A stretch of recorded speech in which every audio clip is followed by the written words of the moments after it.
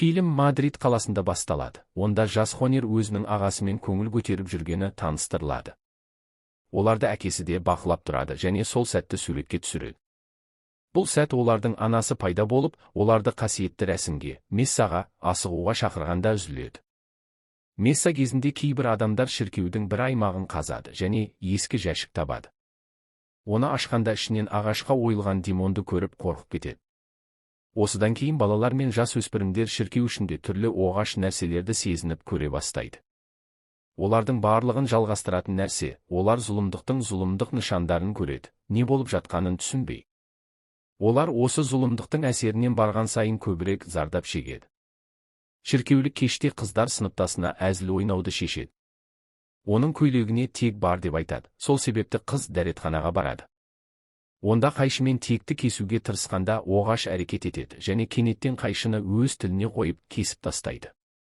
Хонер ағасымен бірге бүкіл оқиғаны куә болады. Көп ұзамай жас қыз залға оралып, барлығының назарын аударады. Оның мінез құлқына қорқып, үрейленеді. Кенеттен ол терезеден секіріп, бір ер адамды өзімен бірге алып кетеді. Бұл Хонердің балалық шағын терең із қалдырады. Бірнеше жылдан кейін сол шіркеудің басына бірнеше полиция қызметкерлері келеді. Олар әке Сироға барады. Ол сөйлесуден бас тартып, келесі күні оралуларын сұрайды. Қызметкерлер талап етіп, сакристиге кіруге ордер бар екенін айтады. Әке таңдау қалдырмай, Сиро оларды кіреберіске апарады және пышақ алады. Олар төмен түспес бұрын Сиро жерді үреймен бақылайды. Әйел негізгі электр тізбегін іздеп құрылғымен жұмыс істегенде суық толқын сезінеді, өйткені оны елес қол тигізгендей болады. Жарықты өшіргеннен кейін ол өз қызметкерлерімен байланысады және жұмысты жалғастырады. Сирамен сөйлесіп тұрғанда артынан үрейлі айқай шығады. Олар бұрылғанда демониялық мақұлықпен бетпе-бет келеді. Ол оларға қатты шабуыл жасайды. Қызметкерлердің өлтірілгенін көрген әйел қашуға тырысады, бірақ есіктер жабылады. Мақұлық жақындап, оны тез өлтіреді. Ал Сиро өзін өзі өлтіреді. Сол уақытта әке Ончил монастырыға көмек сұрап келеді. Оны аббатша қарсы алады және Махони бос емес екенін хабарлайды. Ончил мәселе шұғыл екенін, онымен сөйлесу керектігін талап етеді. Аббатша оған түней тұруды ұсынады, таңертең Хонермен сөйлесе алады. Түнде Ончилді жаңадан келген Мара бөлмесіне апарады. Ол естілетін нәрселерден қорықпауды ескертеді, өйткені ол монастырде жалғыз емес. Ол бұл туралы сұрайды, бірақ айқаймен үзіледі. Мара оның жай ғана мегел екенін айтып кетеді. Кейінірек Ончил жатқанда өзіне біреу қарап тұрғандай сезінеді. Қорқып, жарықты қосады, бөлмені қарайды, бірақ көп ұзамай қайта ұйықтайды. Таңертең Ончил Хонерге жақындайды. Ол енді мүсін қалпына келтіруші болып жұмыс істейді. Өзін таныстырып, Мадридтен жұмыспен келгенін айтады. Хонер дұшпандықпен жауап береді, оны кім екенін білетінін, бос емес екенін айтады. Ол Рокконы еске алғанда Хонердің назары ауады. Содан кейін жұмыс әулие Симеон шіркеуінде екенін түсіндіреді. Хонер ол жер туралы не білетінін сұрайды. Ол қаланың ең көне шіркеулерінің бірі екенін айтады. Хонер онда көптеген қорқынышты аңыздар бар екенін, өзі маман және рационалист сәулетші екенін, орынның өзі үшін не білдіретінін айтады. Дегенмен ол көмектесуден бас тартады. Ончил 4 адам, соның ішінде әке өлгенін айтқанда Хонер Сироның өлімін естіп, есеңгіреп қалады. Кейін Хонер көмектесуге шешім қабылдайды. Ол заттарын жинап жатқанда Мара келіп, өзімен бірге алып кетуін сұрайды, пайдасы тиеді дейді.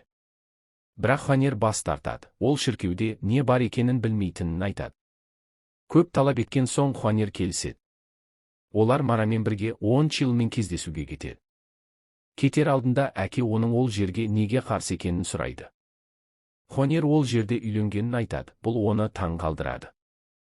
Кейін топ Роккомен кездеседі. Ол не үшін шақырылғанын білетінін сұрайды. Хонер жоқ деп түсіндіруін өтінеді. Ол бір апта бұрын электр компаниясының жұмысына байланысты әулие Симеонның криптасын ашқанын, енді ешкім рұқсатсыз кірмеуін дәлелдеу керектігін айтады. Хонер неге өзін шақырғанын сұрайды. Рокко ол жерде не бар екенін шынымен түсінетін жалғыз адам екенін айтады. Рокко Хонерді әулие Симеонның мөрін растайтын құпия миссияны басқаруға лайықты адам деп санайды. Ол мөрдің бар екеніне сенімді болғандықтан, оның шіркеу астында екенін дәлелдеуді сұрайды. Ештеңе табылмаса, қала әкімдігі құрылысты бастайды, және олар орынды бақылауды жоғалтады. Кейін Рокко Сиро құпия салған макетті көрсетеді. Ол Сиро әулие Симеонның төменгі әлемге кіреберіс екенін дәлелдегісі келгенін түсіндіреді. Шіркеу айсберг сияқты, беткі жағы ғана көрінеді, астында әлдеқайда үлкен. Ол әке Сиро хат қалдырғанын айтып, Хонерге береді. Ақырында, Рокко оларға әке Кеуноға хабарласуды сұрайды. Ол Хонерді көріп қуанады, оны құшақтап, оны бұған араластырғанына өкінетінін, бірақ қажет болғанын айтады. Кітапханада Хонер мен Мара әулие Симеон Стилит шіркеуінің тарихын зерттейді. Олар ескі құжаттар мен діни жазбаларды талдайды, мөрді және жерде не жасырылғанын түсіну үшін. Іздеу кезінде Хонер Эстермен ескі мектептегі досымен кездеседі. Эстер оған күмәнді сұрақтарда және архивтерде көмектесе бастайды. Кейін Мара Мадридті бомбалау карталарын сұрайды. Эстер оларды әкелуге кетеді. Мара оқуды жалғастырып, ақ киімді әйелді көріп, қатты қорқады. Келесі күні Хонер мен Уончил антиквариат дүкеніне арнайы камера алу үшін барады. Ол көзге көрінбейтін бөлшектерді түсіре алады. Жабдықты алған соң басқалармен кездесіп, зерттеуді жалғастырады. Мара шіркеу аймағы бірнеше қабірстандармен қоршалғанын ашады. Олардың кейбірі өте ескі және қараңғы әңгімелермен байланысты. Файлдардан Хонер танитын сурет табады. Ол олар өзінің достары, соның ішінде әке Сиро екенін, сурет криптада мүсін тапқан кезде түсірілгенін айтады. Суретті талдағанда ол өзінің тірі қалған жалғыз адам екенін байқап, өкінеді. Бір түрлі ер адам қораппен мейрамханаға кіріп топқа жақындайды. Оларды бақылап отырғанын, олардың келгенін білетінін айтады. Содан кейін Хонердің үстіндегі нәрсені көріп қорқады да кетіп қалады. Көп ұзамай сырттан шу естіліп, ер адамның көлік қаққанын анықтайды. Сол кезде Хонер ол әкелген қорапты ашады. Барлығы сәбиге ұқсас мақұлықты көріп есеңгірейді. Кейін Хонер Мараның үнсіздігін байқап, келгеніне өкінетінін сұрайды. Мара жоқ екенін, күйеуі туралы айтады. Хонер Сало өзін-өзі өлтіргенін растайды, және не болғанын түсіндіреді. Ол демонға ие болғанын, әке Кеуно мен Рокконың бірнеше экзорцизм әрекеттері нәтиже бермей, жағдай нашарлағанын айтады. Бір күні Хонер оны у құйып жатқан жерінен табады. Оған көмектесуге тырысқанда ол кетуін өтінеді, басқа амалы қалмаған. Ол ағасы Мигельмен болған трагедияны да айтады. Алғашында түнгі қорқыныштармен ұйықтай алмайтын сияқты болған, бірақ уақыт өте оның қарапайым емес екенін түсінген. Мигель бір мезгілде әр түрлі жерлерде пайда болатын, екі жерде бірдей сияқты болды. Бұл түсініксіз нәрсе жағдайды бақылаудан шығарып, қорқынышты етті. Көз жасын төгіп, Хонер жатады, бәрін еске алады. Мара оны жұбатуға тырысады. Таңертең топ жиналып, қарғысқа ұшыраған шіркеуге оралады. Хонер орын қорқынышты екенін, Уончил оның Құдайға қарсылық екенін айтады. Олар сәйкрестиге түседі. Кеуно Сиро шіркеу туралы обсессивті теориялар жасап, оларды дамытқанын айтады. Олар қабір табады, бірақ Кеуно оның жалған екенін, Сироның онда ешқашан жерленбегенін айтады. Хонердің көмегімен плитаны итеріп, біреу өткелді жасыруға тырысқанын айтады. Төмен түспес бұрын барлығын бірге болуды сұрайды, өйткені аман қалу үшін жалғыз жолы осы. Топ туннелдермен жүреді, қабырғаларда фосфорлы бояу белгілерін табады. Хонер Уончилге бәрін жазуды сұрайды, Роккоға жіберу үшін. Ол бұл бояу 1908 жылы ғана жасалғанын, демек ежелгі емес екенін айтады. Жүріп келе жатып Хонер артта қалады. Мақұлық оған жақындап құлағына сыбырлайды, шамды жарып жібереді. Топ оның жағдайын тексеріп, алға жалғастырады. Алға қарай жүргенде жерлеулерді табады. Бұл Уончилді есеңгіретеді, өйткені олар 200 метр тереңдікте. Уончил жазуды жалғастырады. Хонер Мараға дәлел ретінде кейбір заттарды жинауды сұрайды. Мара Хонерді мақұлықтармен бірге суретке түсіреді. Бірі Уончилдің шамына реакция жасап, оны қорқытады. Кеуно олардың жерлеу емес демондар екенін айтады. Кейін төбелеріндегі таңғажайып суретті көреді. Уончил мөрді тез тауып, кету керектігін айтады. Ки Уно Сиро дұрыс болғанын, орын Құдайдан тасталғанын айтады. Сол сәтте шу естіліп, барып тексереді. Олар мөрдің шынайы екенін анықтап қуанады. Чил жазбаларды оқуға тырысады, бірақ олар ежелгі тілде.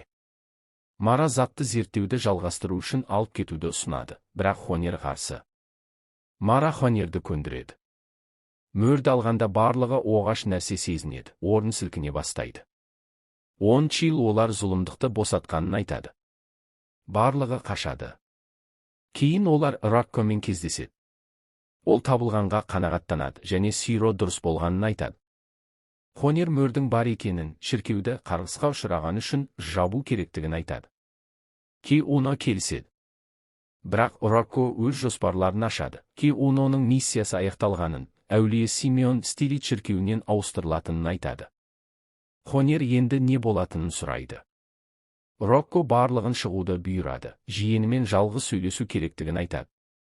Ки Уно көңілсіз кетуге дайындалып, Құдайдан Рокконың жанына рахым етуді сұрайды. Рокко әлем шатасқанға толы, адамдар түсінбей зардап шегеді дейді. Шіркеу астындағы нәрсе барлығын оятып, Құдайды қайта ашуға мәжбүрлейді. Чил онда ғажайып жоқ екенін айтады. Рокко егер көру керек болса, барлығын көрсететінін, құрбандық қажет болса да дейді. Чил бұл адамдарды өлтіретінін айтады. Рокко адамдардың сенімін қайтару керектігін, Чилдің Хонермен қарым-қатынасын сұрайды. Чил үнсіз қалады. Рокко ауырып, уақыты аз қалғанын, салдарын ойламайтынын айтады. Анжела оны бір кездері үлгі болғанын еске салып, Құдайға қызмет етемін деп трагедия тудыратынын ескертеді. Кейін Ки Уно монахинелерді монастырға апарып, Хонермен сөйлесуге қоңырау шалады. Ол жағдайға өкінетінін, мұндай болатынын білмегенін айтады. Хонер оған сенгенін айтып кетеді. Мара мен Хонер монастырдегі күнделікті өмірге оралады, бірақ Хонер болғанды ұмыта алмайды. Рокко кеңсесінде шай ішіп отырып, тостағанын түсіріп алады. Еңкейіп алғанда алдында Мигельді көреді.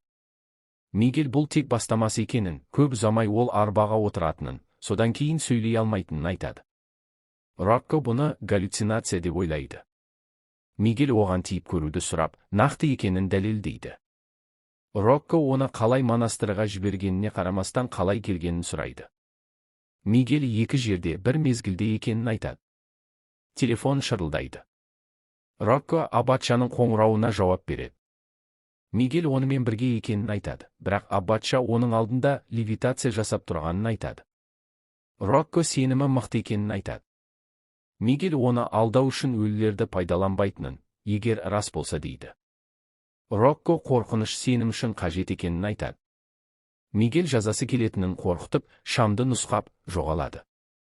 Сол уақытта Ки Уно әулие Симеон шіркеуіне бензин құтысымен келеді. Оны төмен қояды, дұға оқиды, содан кейін дауыстарды естиді. Оларға ашуланып, басынан шығыңдар дейді де, жерге бензин құя бастайды. Сол кезде Рокко жазбаларды қарап отырып, кадрда Димонның жақындап келе жатқанын байқайды. Ол шындыққа айналып жатқанын түсініп, жабдықты өшіруге тырысады, бірақ сәтсіздікке ұшырайды. Димон жазбадан шығып, оған шабуыл жасайды. Сол уақытта Ки Уно от жақпақ болғанда Димон таң қалдырады. Мигель де ақ монахиняның қолына түсіп, басқа жерге апарылады. Хонер ағасының жоғалғанын түсініп, үрейленеді.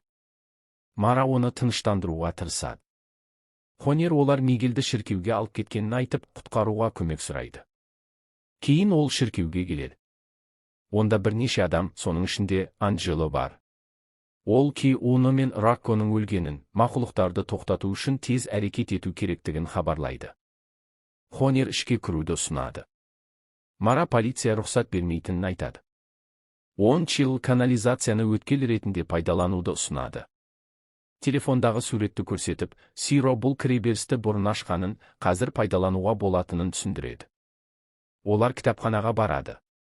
Хонер Эстер уәде еткен көмекті талап етеді, шіркеудің канализация карталарын сұрайды. Эстер көмектесіп көрсетілген суретке жақын карта екенін табады. Ол орын бомба табылған соң жабылғанын ескертеді. Топ кіреберісті табады және туннелдерге тез түседі. Жолда Мара Хонерді тоқтатады, өйткені бомба басын анықтайды.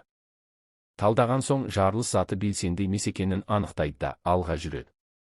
Көп ұзамай демондардың қабатына өткелді табады.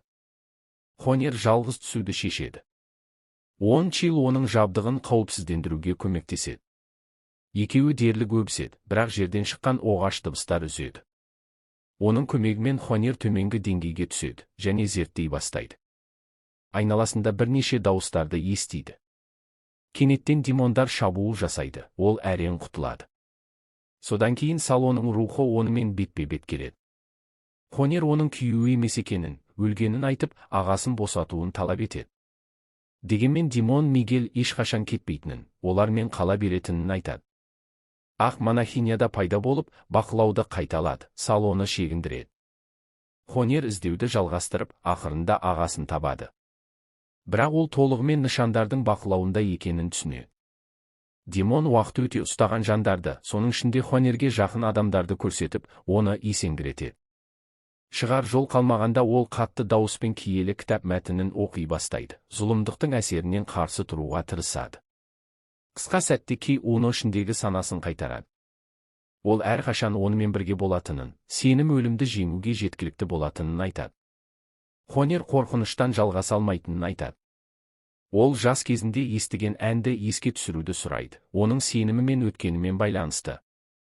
Ақ монахиня Ки оның денесін қайта бақылайды, бірақ Хонер әнді айта береді, әнді ағасына арнайды. Біртіндеп Мигель иеленуден босап қалыпқа келеді. Хонер оны көріп эмоцияға толады.